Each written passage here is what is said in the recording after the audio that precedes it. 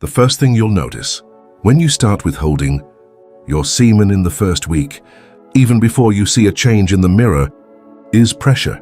Your body's energy trying to escape through orgasm. Your decision to withhold it causes a pressure that feels like an energetic buzz running through your body. Others report this sensation coming from the base of the spine. In my case, it was a tickle in the pit of my stomach. This sensation is pure energy, and as you breathe deeply, you can feel it moving. Around your body is this energy which, when diverted to the genital areas, causes intense lust. Avoiding this is like holding back the energy, the vital nutrients in your body that are trying to escape. In the first few days after you begin withholding, the sexual sensation is very difficult to resist. We cannot contain the energy we are so accustomed to letting go. Holding on to this energy can often make us more irascible, more aggressive, more courageous, and more physically active. You will notice within a week of beginning withholding that a profound change takes place, starting to take place in your emotional centers with the sexual energy unable to escape. You become stronger and less passive. This feeling that we want to release but cannot is quite frustrating. It creates an agitation within us, and this agitation colors our behavior, making us stronger and more virile. It is the being without resistance or strong feeling that becomes passive and weak, it goes, without saying that repressing something as powerful as the sexual instinct will intensify our feelings and make us more dominant and more dangerous. Sex weakens men, and those in power have known this for millennia.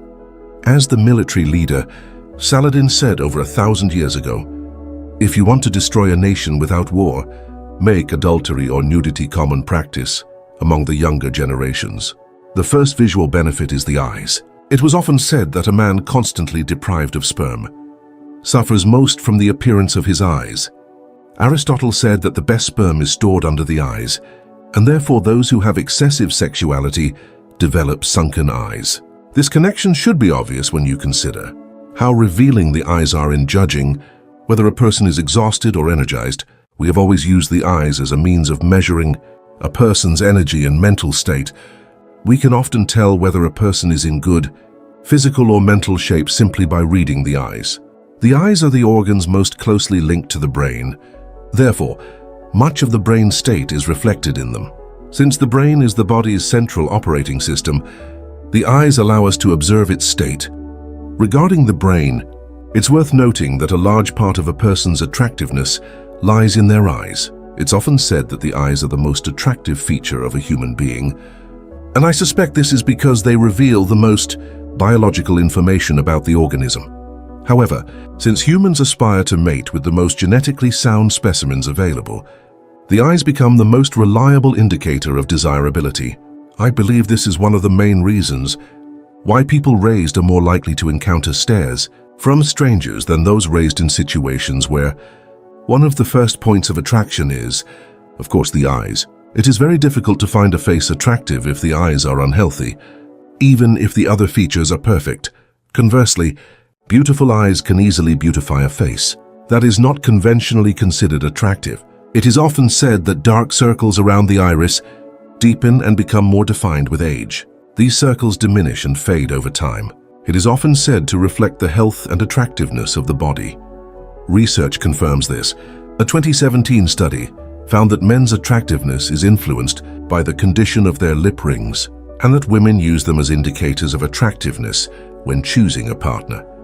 Men with more pronounced lip rings are healthier and more desirable. A man who wears a retainer conserves energy by reducing his gonadal secretions. This slows down aging, so it makes sense that a retainer would show more signs of aging, health, and generates more attraction than when in a state of constant release. After several weeks, a visceral attraction develops.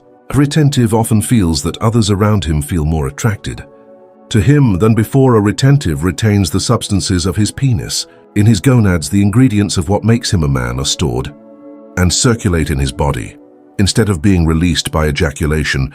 It is for this reason that a man can literally reclaim his virility by conserving his signal energy. The more virile he becomes, the more he attracts feminine energy. A man with strong masculine energy will likely attract the opposite, a woman with strong feminine energy. A masturbator who indulges depletes his masculine substances and thus becomes effeminate. Effeminacy repels the female. This has been demonstrated by studies on mice, where males unable to produce testicular secretions often become repulsive to females. It is thanks to these circulating testicular secretions that the male's voice also develops. He becomes deeper and more attractive to the opposite sex as he displays his masculine energy, a direct result of the conservation of sexual energy. When a man's hormones are out of balance, we often get the feeling that something is wrong with that person. The perfect example is the sexual pervert or kinkster. These are men who are in a state of extreme arousal most of the time, and as a result are flooded with androgens and other hormones that manifest these sexual inclinations in physical attributes. It's often said that a man looks like a pervert or a monster simply because of his appearance. This is because we are at least somewhat aware that certain tendencies manifest themselves physically within us. These changes occur through glandular hormonal secretions. Conversely, when a man's hormones are under control and not overproduced, we perceive positive qualities in his body. We don't experience such strong visceral, negative emotions when his hormonal profile is more balanced. Take a man's personality and aura, for example. From an extremely active bodybuilder to a sedentary writer, their hormonal profiles may be at different ends of the spectrum, largely due to their different lifestyle habits. For the person wearing the support, this means others will feel more relaxed, confident, and perhaps even happier in their presence because their body is more pleasant to be around. A balanced and organized body will express greater harmony and beauty, and these qualities will be more appreciated. I believe this is what makes servants more approachable while under restraint. Humans are often very selective when choosing to interact with the alien. We do not interact with aliens we deem dangerous, sick, or degenerate.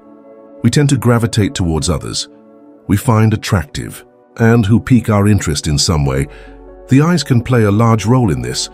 As stated previously, a servant's overall physical attributes are enhanced simply because their body exists in a more natural state. After a month, I felt much more confident in my interactions, and the outcome of most of my interactions often improved when I freed myself.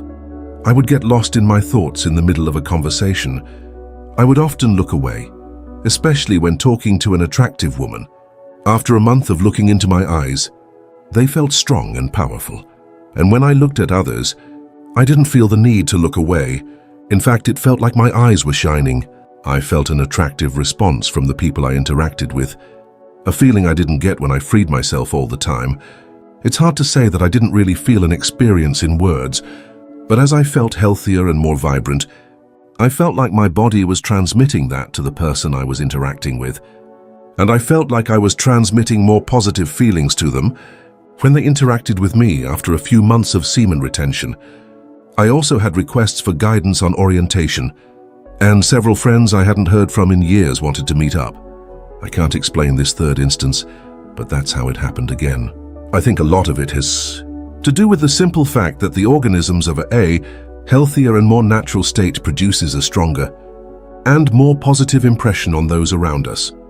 One morning, 2 people approached me, which was very unusual. I remember another time when a lady approached me at the train station and asked me some very strange questions about being lost while I was already on the platform waiting for her train. And as silly as it may seem, I went to the zoo and stood in front of the window. An orangutan approached me, put his hand on the window instead of mine, and stared at me. Many people came running to see and take pictures. My partner was very surprised and now thinks all animals love me. It was a fun experience, and of course, there is no hard evidence, but it was an interesting observation. However, within a few months, my articulation also improved. At that time, I spent every day talking to clients, which gave me plenty of opportunities to assess and observe my speech. I noticed that as my energy increased, my mind became noticeably sharper when a conversation turned to a particular topic. In one area, I was picking up intuitive signals that had helped me steer the conversation toward or away from certain topics.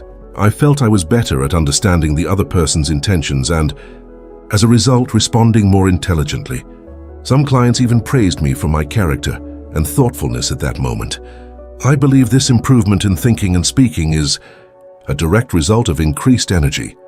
I noticed that when I'm exhausted, my speech deteriorates, whereas conversely, when I'm tired, my energy is abundant. As with retention, my brain works harder to process information and formulate a better response. After 2 or 3 months, I felt very intuitive. I was more aware of the atmosphere in the room, the feelings of others, and more subtleties of the environment than I had previously thought. I could discern when a colleague was faking rather than being themselves.